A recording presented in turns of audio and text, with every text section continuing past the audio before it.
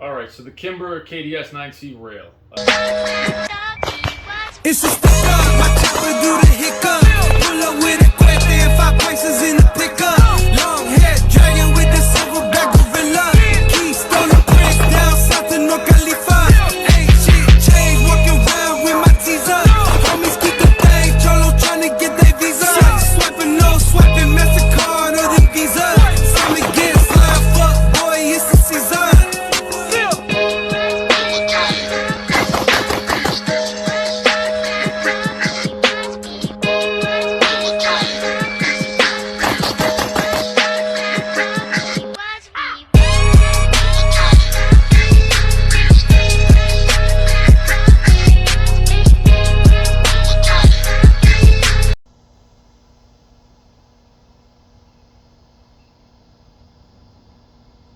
For some of you, this was a long-awaited review. I know some of you were in the comments asking when I was going to do a review on this gun because you knew that I owned it. You've seen it on my Instagram and my YouTube shorts. Finally, that day has come. I wanted to get a higher round count on it. I didn't want to do just an initial review. I've seen that done plenty. I wanted to do a higher round count and really get to know this gun and be able to give you more accurate and in-depth feedback on this gun. So let's start with, it's got a 4.09 inch fluted barrel, crowned as well. It's got it says 3.5 to 4 pound trigger. I tested it and it came back at 3, and it definitely feels closer to 3 for me, especially when compared to some of my other 3.5 triggers. It does have a set screw to adjust over travel. There's really no over travel at all out of the box, at least with mine, so I didn't have to adjust that at all.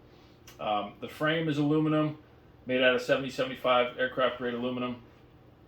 Makes for a nice, sturdy, somewhat heavy gun, but not too heavy for carry, which is kind of what makes it the perfect carry 2011, at least in my eyes, and I've tried a few. That fluted barrel comes in handy, huge for when you mag dump, mag after mag, or at least spend a bunch of rounds, and then you want to stick this back down your pants in appendix carry. You don't have to worry about burning yourself. And trust me, I've burned my man parts with other guns with longer barrels that weren't fluted, that didn't cool as easy. That fluted barrel helps this thing stay cool easier. So even if I mag dump 4 or 5 mags in a row, you touch it and it's warm to the touch, but it's not hot. And that crowned barrel, with it recessed a little bit, it's not sticking out like, say, the Mac 9 DS stuck out a bit and actually burned me one day when it was sticking out of the bottom of my Tier 1 MSP and I squatted down to pick up a steel plate off the ground. And I've had it happen with other guns too. The C2, Staccato C2, specifically both when I had the compensator on and before the compensator, because that barrel sticks out longer than the end of my holster. Neither here nor there. That is one awesome feature about that fluted and crowned barrel. You don't have to worry about that, especially if you're like me and you live in Florida and sometimes you don't wear underwear. It's hot, swamp ass sucks, sweaty, bunched up. Boxers or boxer briefs suck even more, make it even worse. So I love the shape, size, feel of this gun. It's a little bit smaller package than most 2011s. That's why it holds a little bit less. It only, your standard magazine holds 15, but they do sell, and I believe it does come with one of each, but if you want more than one, you have to buy these separate. I bought a second one. It was $65, one thing I don't like. But they do have 18-round mags, is the point I'm getting at, the extended mag, and that's pretty much all I run. Keep these for backup, but I just run an extended with an extended on the side when I carry it. So 18 rounds is your capacity, plus one, obviously, if you want to load in the chamber and throw another one in the mag. So a little bit less than, say, your standard Staccato Prodigy, most 2011s, but it's smaller in size and it's easier to conceal and carry that way. It's a little bit thinner too overall. Closest gun I have to me is the 2311, but maybe you could tell from that angle, maybe you can't, but it's thinner than that gun for sure. So it's a little thinner overall, a little smaller.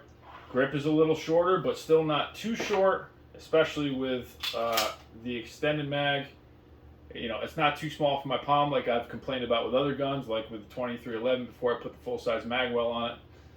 It actually fills out my palm very well, and even with the flush fit, it's still not bad. It's still manageable. I don't overhang a ton like I did with the 2311 before I put the full-size magwell on it. So, like I said, it feels great in the hands. It's great to shoot. It is a little snappy also compared to a lot of my other 2011s. That's going to come with the territory with having a shorter barrel. That 4.09 inch barrel is one of the shortest I own or have owned for a 2011. So it recoils a little harder than say a Prodigy or a Mac 9 or the 2311 or all these guns that are almost a quarter inch or even a half inch or even 3/4 of an inch or more longer. When you get up to like the XC or my Platypus. So with that being said, it's snappy, yes, but it's not unmanageable. I'll show you guys some footage.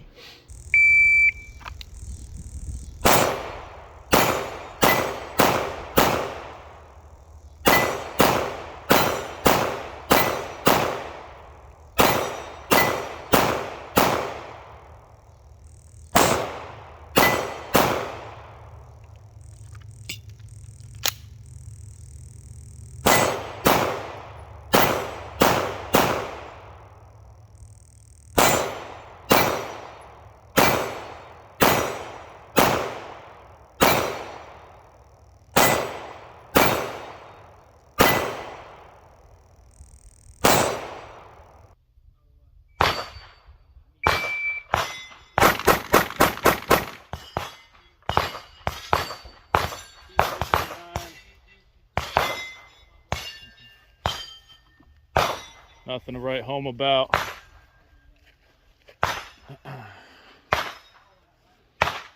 One, two, three, 4, 5, 6.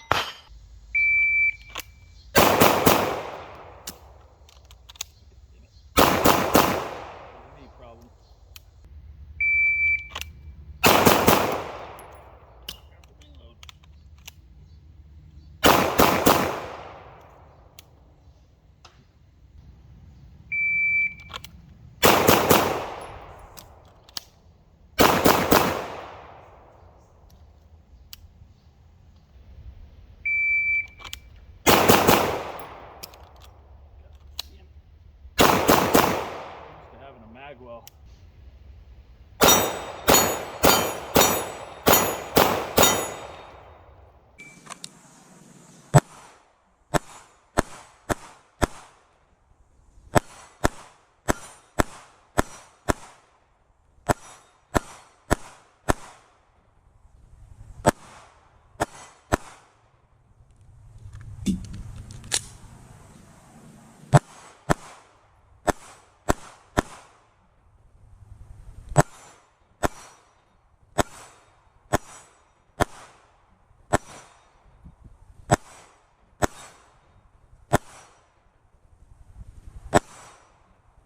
But this gun was awesome to carry for as long as I did.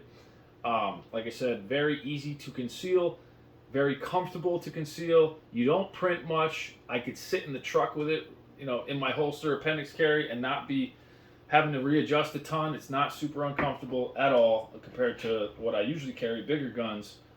This is, if you're looking for a carry size 2011, look no further. I think this gun gives you the perfect package. If you don't want to pay Wilson Combat prices, because this is essentially the Wilson Combat that Mom says we have at home. You could tell they took a lot of inspiration from Wilson Combat's pistols, you know, with the crown barrel and a lot of their features that they offer. So this is, you know, for half the price, you're getting an almost Wilson Combat that really performs. It performs great. I know Kimber has a reputation in the industry for not being reliable, and I don't have any experiences with them not being reliable. I also don't have a lot of experiences with Kimber in general. I've shot their 45 1911s. I've never owned one, but I never had any issues. And same goes with this. I've never had any issues with this gun, and I do own this one. You know, nothing. If you ever see me do a review, they're all things that I pay for. Nobody pays anything to me to do them. Nobody pays for the guns or loans me guns or gives me anything for free. So other than, I will say this, somebody did give me some ammo to do this review, and that was my buddy Pete Beck. He gifted me, I didn't ask him to, he just did it out of the goodness of his heart because he knows I shoot a lot between matches, training, gun reviews, all that. He just gifted me 500 rounds through the mail, told me he was mailing me something. It showed up, it was 500 rounds of 124 grain. So thank you, Pete Beck, you're the man. I really appreciate that. That helped with this review. It's going to get me through my next match as well. So really appreciate that. But other than that, nobody gives me anything. Nobody pays for anything. Nobody sponsors me. These are all just guns that I buy, I try out, and I give you my honest feedback on. As you know, I'm a 2011, 1911 DS junkie, so this is what I love. This is what I love to shoot, own, and review. So I think we've covered just about everything. I mean, it doesn't come with an optic plate. It comes with, you get whatever optic plate you choose. This one, the footprint is RMSC, just to keep it compact like the gun. So Holosun 407K fits very nicely on it.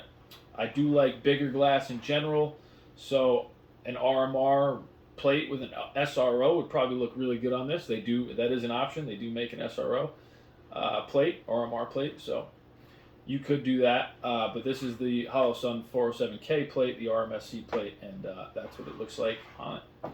And that's, I acquire the dot fine. It gets the job done. Yeah. The grip is awesome. It's got good texture for what it is.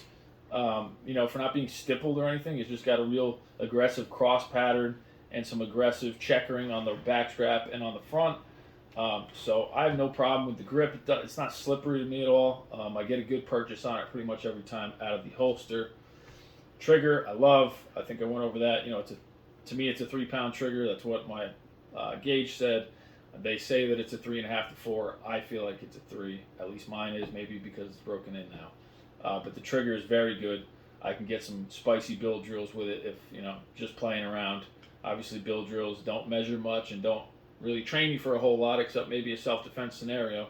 But they're fun nonetheless, and they do give you a good gauge of what the trigger is like on a gun and what the gun is capable of, and if the slide can reciprocate as fast as you can pull that trigger.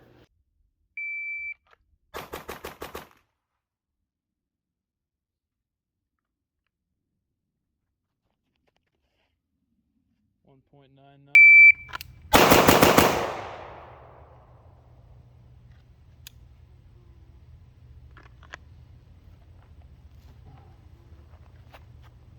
.83.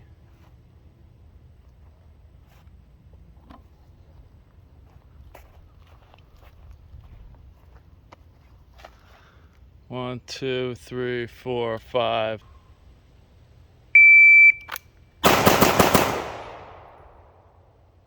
Terrible. That was only 5.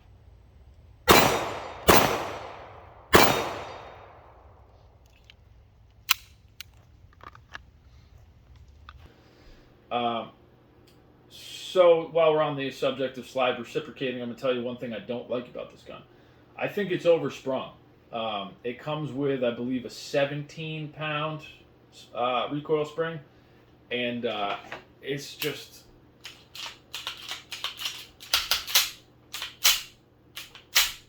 I don't know if that's necessary. I don't know if it needs to be that heavy to operate this gun because it's a small package. I'm not sure. I haven't played around with any other recoil springs. I tried to look up information online, see if anybody else had changed out recoil springs. I didn't find anything. That was a while back. Maybe somebody has by now. But it definitely seems oversprung to me. So if I have anything to complain about with this gun, that's going to be my number one complaint. I would like to see it with a lighter recoil spring if possible. But, it's manageable. It works fine. It's just oversprung. It feels very heavily sprung. The ejection pattern, it ejects fine, but it's not sending rounds. They're just kind of right next to me. So, yeah, it could be sprung less. That's all. That's my only complaint, really. Magazine release is great. The safety's very tactile, very audible. They're stiff, but they're not too stiff. They're very easy to actuate, but not, they're not hard to actuate by any means. Slide release is right there. I can reach it with my thumb without changing my grip if need be. And it sticks out plenty, unlike a Prodigy slide release. So the slide release is great. No complaints about that. Yeah, sights are great. They work. I don't really use sights much anymore. I kind of look past them and just use the dot these days. But the sights are great. You know, they do what they do. It does have a loaded chamber indicator. I don't notice that gets the glass on my optic any dirtier than it should. I don't notice any extra gas coming back, anything like that. So I don't see it as a problem. But it is helpful to tell you if your chamber is loaded. So it's a good safety feature. No backstrap safety, no grip safeties. That's a plus in my eyes. They don't really bother me, but I know they bother a lot of people. But just as happy not to have one anyway. So it's cool with me that they don't put one on here. Yeah. Finish is awesome. Aesthetically, looks amazing. Like I said, it's like the Wilson Combat Mom says we have at home. It's a very good looking gun. As I said, very comfortable and easy to conceal and carry. So if you're looking for a carry size 2011, I definitely recommend it. I think it's an awesome gun. I think they did a good job with this. I think this is Kimber's best offering to date. I don't know if that's saying a lot, but it's saying something. To me, this is Kimber's best gun they've ever put out. So, yeah. That's where we're at. That's I think I covered it all. Like I said, showed you some footage, told you my thoughts on it. Through about 1,000 rounds now, it's been great. I've had no issues. I just don't shoot it a ton. It was just a carry option for me that I did carry for a while, but it was a good gun and it's cool, man. I have no qualms with it other than it being oversprung. Yeah. I was going to shoot this over in my other little studio, we'll call it, where I shot my last review, the 5,000 round 2311 review, where I was able to hang up the guns behind me. Came out kind of cool. I don't get a free hold-up displays wall sent to me like some people do. Nobody sends me anything, like I said, for free. So I do what I can. And it was too freaking hot over there. I don't have AC in that studio, and it's just, I set everything up, I had everything ready, and I was just pouring sweat. It was just too much. So I came back over to the house and I shot it for you here in my kitchen. So it is what it is. Dining room, I guess you could say. But yeah, hope you guys enjoyed it. Let me know if you have any questions in the comments. Like, subscribe, comment, all that good stuff. Helps me out in the algorithm. It helps me stay motivated to keep doing these. And yeah, let me know if you have any questions.